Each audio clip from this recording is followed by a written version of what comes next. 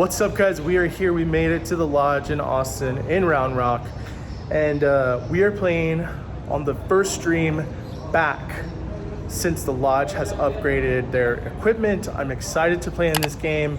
It's going to be 2-5-10, has a 2K cap, and then match the stack. So we're going to be starting at 3 o'clock, and it's going to go live on YouTube. But we're going to be vlogging this one. I'm going to take the footage afterwards and talk about it right here in this vlog. So stay tuned. It's going to be great. Thanks for watching.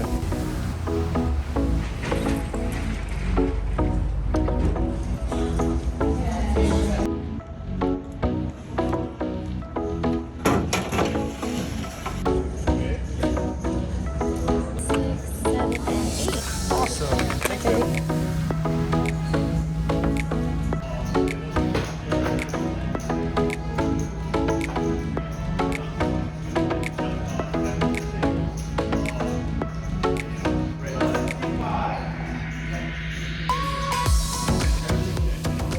Okay, guys, so this is going to be the first hand that we break down here from the stream.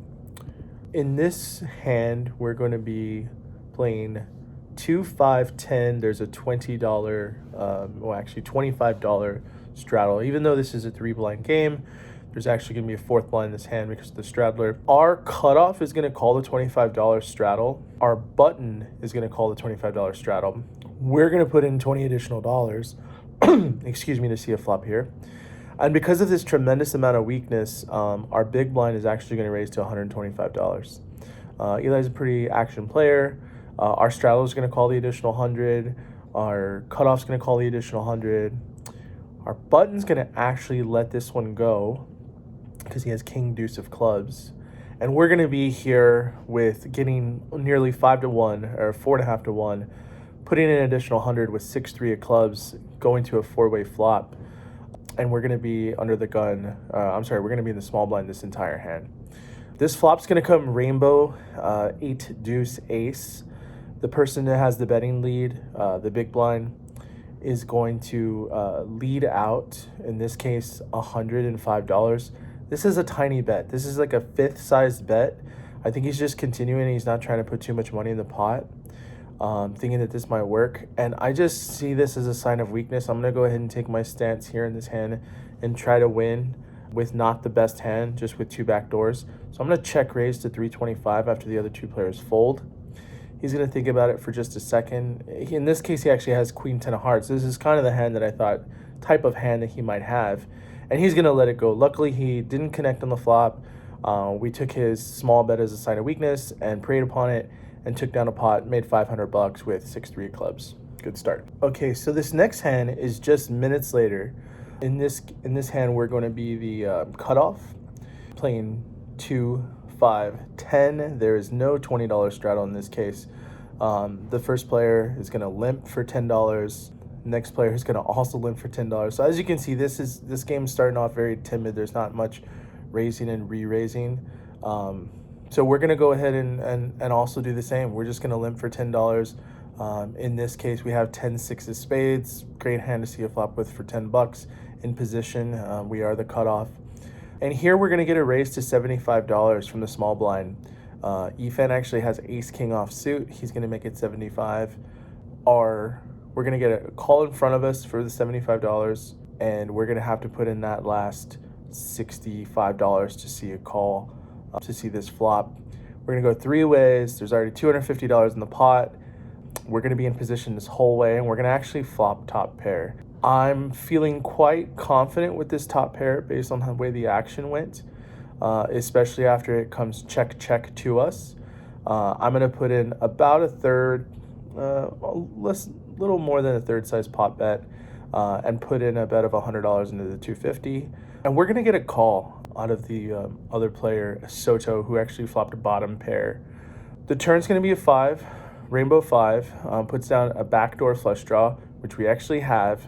And we also turned a spade, we turned a spade draw and a straight draw. So as we turn more equity, even if we're behind, we just have to continue. So we continued on that turn. We got another call, and now it's time to check down. Just if we were beat, we were beat. 10-6 of spades is good. We win another $675 in this hand with just 10-6 of spades. bottom pair turns into a gut shot and just doesn't get there against us. So another good outcome. Okay, guys, hand number 3. This one also comes from the cutoff. This hand is 2-5-10. There is no $25 straddle out. Another limp, and just another limp by slops here. A lot of these players are showing almost no strength. We have king queen offsuit in the cutoff, so we're going to go ahead and raise it up to 50. We are going to get a call out of the button. We're also going to get a call out of the big blind, and the original player that was in the hijack that limped for $10 is going to come along with us. So we go 4-handed to a flop that comes queen, 9 deuce, 2 hearts. We have king queen, we have no heart. It's going to go check. It gets to slops, who this player was the limper pre-flop. He's gonna check. We have to put something out there. We flop top pair. We're gonna put out a small bet. This pot's 212. We're gonna throw out $75. The button, Eli's gonna fold.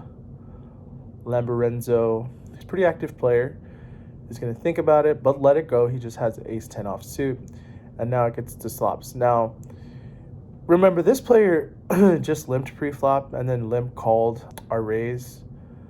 So he does not have to have a strong holding here. King queen is likely in the lead. He could have a heart draw. He could even have a hand like jack 10 or even jack 8, just based on his, ranges that he's been playing so far and the amount of hands and the amount of things that he's been limping. So the turn comes 8 of diamonds. Now it puts out a second flush draw. Jack 10 did get there. Hands like queen 8 just got there. That's the only hand that I think was behind us that can now be beating us. Otherwise, we're just still in the lead here.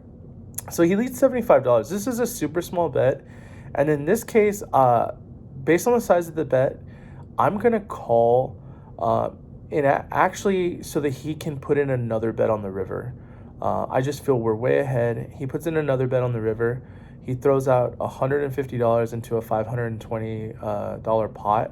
And we're just going to snap this off. Yes, backdoor diamonds did get there, but our hand is just too strong. He actually just pulled a 6-high bluff that turned into a gut shot that rivered a pair and played a hand very unconventionally. And luckily, we won again, another $462 in our stack. Okay, so this next hand occurs about 2 hours into the stream.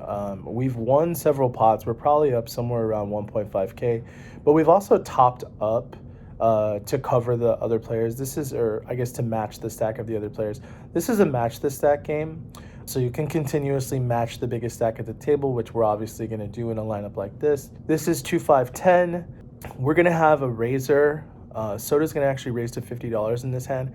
We have ace queen, and we're just going to call the 50 just because we feel that this is a good way to play this in position. I don't need to pump more money into this in case that we're going to get re-raised. I'm willing to take a flop here. So when we make it $50, we actually get raised by Ethan, who's been quite aggressive, to $250. Because the fact that I just called the $50, I think that this is something that could have happened where he's going to take my just $50 limp as or $50 call as a sign of weakness. So when he raises to $250, I'm going to just rip all in for his stack. He has 1.1K, only $850 behind. Ace queen should be ahead of his range, especially if he thinks that I'm weak. So I just rip it on him, thinking that it's going to take down the $250, $300 that's dead. And he actually calls off, which I'm thinking then we're in a race, but he reveals his cards and he has king queen of clubs against my ace queen of diamonds. We're just in great position unless he hits a king here. He actually it's just not going to happen. Ace high is going to win this pot. It's crazy that ace high just won a 2.7K pot, especially the way the hand played. But I think the fact that I just called the $50 and let him be very aggressive and just took this one down. It was really great opportunity, and thanks for the very loose call on his part. Okay, guys, this is going to be the last hand of the session that we're going to break down. This happened about 3 hours in, and in fact, this stream only ran for about 3.5 hours. So at this case, we're probably up around $2,000 and $2,500 or so. And we've started, expanding our range pre-flop. We've been playing a lot more hands here in the last hour. We're going to go ahead and open this one with the 8-7 offsuit. It's 2-5-10. We come in late position, put some money in the pot, try to gamble with these guys a little bit. We actually are going to get 2 callers from the small blind and the big blind, 8-7 off. This is a hand we're going to have to get very creative with. And we flop a gut shot. So if we get weakness shown to us, we're going to put in money, which is exactly what happens. It goes check, check. There's $215 in the pot. I'm going to go ahead and bet about 45% of the pot, almost 50% of the pot, put out $100 with my gut shot and get a call. At this point, I think that Boz could have a very, very small pair or some sort of straight draw. And when a 5 comes off, you know, obviously no hands were made, no straights were made on that hand, on that turn. So we're going to continue. And it's even a better card for us because now we turn a double gutter. So we're going to go ahead and lead 250 into this pot and hopefully take it down at this moment. Now, Boz is going to give it some thought. He has a 2.9K stack. Boz is a player I've played with quite a bit. And if he's not raising me here, I don't think he is winning the hand. I think he is still calling on some sort of draw.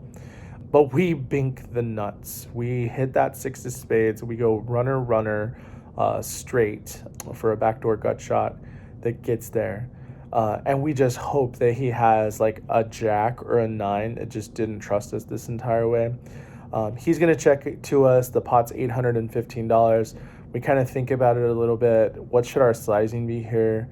We want to go ahead and represent that this is just a 3-barrel bluff, that we've missed everything. So we're going to make this bet a little bit larger than normal.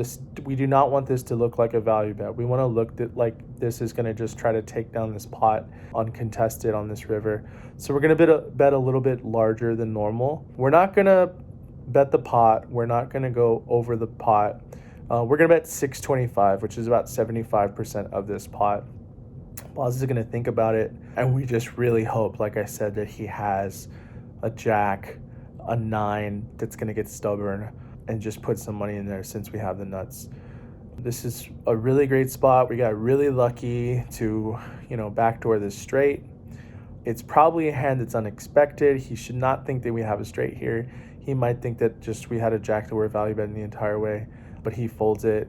We win another $430 here, and this is going to be the last hand that we play on stream and the last hand that we win. So, GG. 2,000, 3,000, 4,000, 45, 49, 69, 7, 71, 72, 72, 98.